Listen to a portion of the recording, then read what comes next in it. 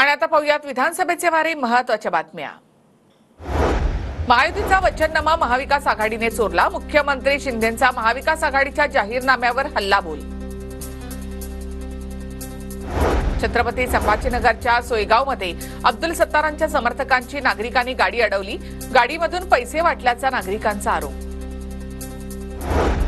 इंदापूरचे अपक्ष उमेदवार प्रवीण मानेंनी घेतली शहा कुटुंबियांची भेट।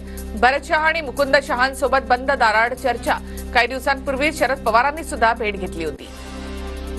बीडमध्ये संदीप क्षीरसागर यांना मोठा धक्का। माजी मंत्री जयदत्त क्षीरसागरांचा योगेश क्षीरसागर यांना पाठिंब्याने योगेश क्षीरसागर यांचं पारडं जड। शहाजी बापू पाटलांनी भर सभेमध्ये उद्धव ठाकरेंची नक्कल केली। 2.5 वर्ष ठाकरेंना मुख्यमंत्री केलं, पण एकदाही तोंड पाहायला मिळालं नाही। शहाजी बापू पाटलांची ठाकरेंवर खोचक टीका। जामखेडमध्ये रोहित पवारांचे भावी मुख्यमंत्री म्हणून बॅनर। रोहित पवारांच्या प्रचार सभेला कार्यकर्त्यांची मोठी गर्दी। आदित्य ठाकरे यांची आजची माहीममधली सभा रद्द। महेश सावंतांच्या प्रचारासाठी होणार होती सभा।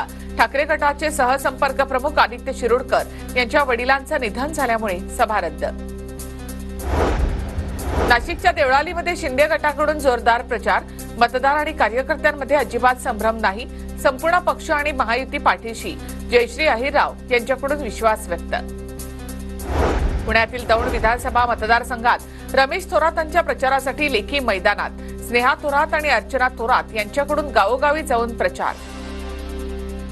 रत्नागिरीमधील खेड दापोली मतदारसंघात योगेश कदम यांच्या पत्नी श्रेया कदम प्रचारामध्ये सक्रिय।